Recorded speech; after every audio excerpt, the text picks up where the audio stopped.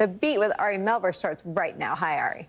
Hi, Nicole. Thank you very much. Welcome to The Beat, everyone. I'm Ari Melber, and we're tracking many stories tonight. Barack Obama speaking out against disinformation, Putin, and Steve Bannon.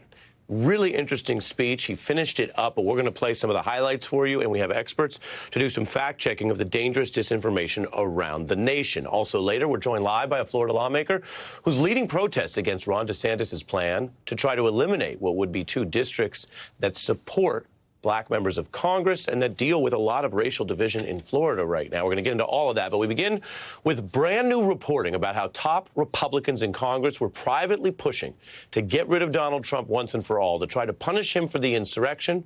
And that gives us all a lot of insights, not only about hypocrisy, but about the road ahead, because America is still dealing with all of this, including open questions about who will be charged.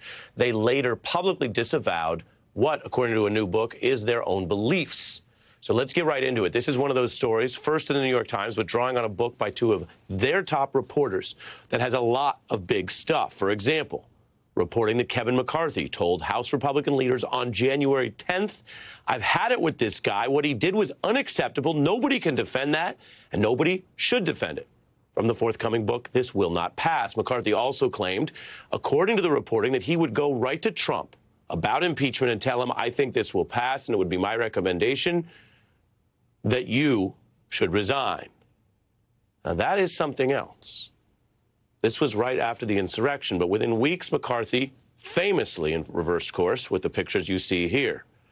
This was, we now know, something that, according to the reporting, everyone in his caucus knew that he opposed. It was a kind of final coda to this Trump era for all these Republicans who have to constantly pretend they like this guy. He knows they don't. They know they don't. And that's why it's all just about power. After all that, when he publicly claimed, well, he has Trump's back. I was the first person to contact him when the riots was going on. He didn't see it. What he ended the call was telling me he'll put something out to make sure to stop this. And that's what he did. He put a video out later. Quite a lot later. And it was a pretty weak video. But I'm asking you specifically, did he say to you, I guess some people are more concerned about the election than you are? No, listen, my conversations with the president are my conversations with the president. I engaged in the idea of making sure we could stop what was going on inside the Capitol at that moment in time, and the president said he would help. April was a long way from January. This reporting also shows how McConnell reversed course. Right after the insurrection, McConnell was telling advisors that Democrats are going to take care of the son of a bee for us, a reference to Trump, and he claimed that he had, at one point, what he would need to keep Trump off any ballot forever, the required 17 Republican votes in the caucus, because, quote, if this isn't impeachable, I don't know what is. Now, not only did he not have the other 17 or 16 or 15, he didn't even have himself.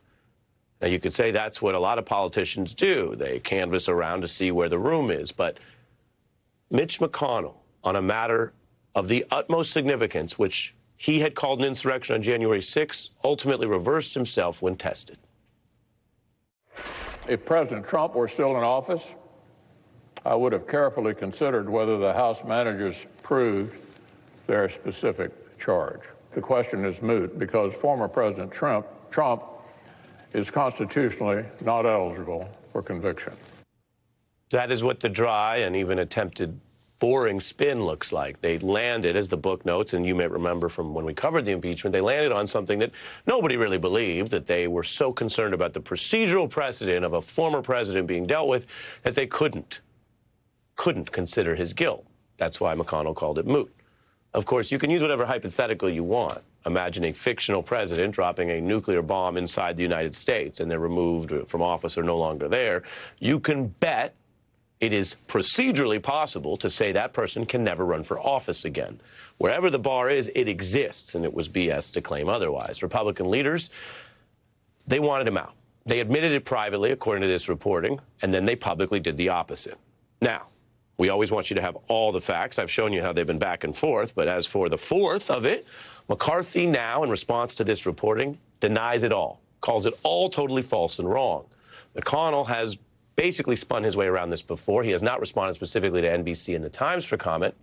But when you think about it, we are talking about the safety of democracy in America. We're talking about where these people will live in the history books, their reputation, what their kids or grandkids may think of them. We're talking about real stuff, but it is not surprising because when you peel that all away, this is where the Republican Party was. These are people who were so publicly, vehemently on record against Trump, it was clear they didn't even leave open the possibility that he could win the nomination, let alone the presidency. Lindsey Graham is nothing if not a careful strategist. People like Ted Cruz, who ran against Trump famously, and Lindsey Graham and Mitch McConnell, none of them were thinking Trump could win. So they really let it all out there, how clearly they claim to oppose everything he stood for. Keep that in mind. The people who used to criticize Trump and who, according to this reporting, thought about trying to do so again right after the violent insurrection, these people today, as we speak to you live on the news, these are now his loudest supporters. This man is a pathological liar. The man cannot tell the truth, but he combines it with being a narcissist. Donald, you're a sniveling coward. I think he's a kook. I think he's crazy. I think he's unfit for office. I don't believe he's a Republican. His policies are really bad for the country. You know how you make America great again? Tell Donald Trump to go to hell. The Nation's Ellie Mistal joins me, and on the Congressional Investigations beat, Jackie Alamy from The Washington Post. Ellie, what is revealed here, given that these people's feelings and claims about Donald Trump, the danger he posed, the blatant bigotry and racism, to quote Lindsey Graham, was all there, and that the insurrection seemed to briefly allow them to return to their pre-2016 selves and then cave once again?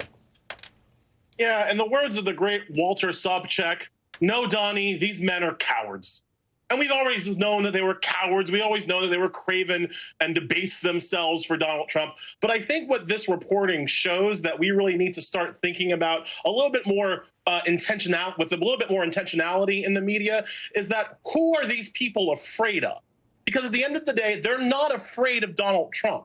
They're afraid of his violent base. They're afraid of the very people who attacked them on January 6th. Because you don't go through all this. You don't go through all of this like literal bowing and scraping to a madman just because you're afraid that Donald Trump is some big scary man. No, you're afraid of his voters. And so what this means is that they know the reason why McConnell goes from yes impeachment to no impeachment, the reason why Graham goes from yes impeachment to no impeachment, they know that they cannot win Republican nominations if they impeach Donald Trump because they know what his base thinks.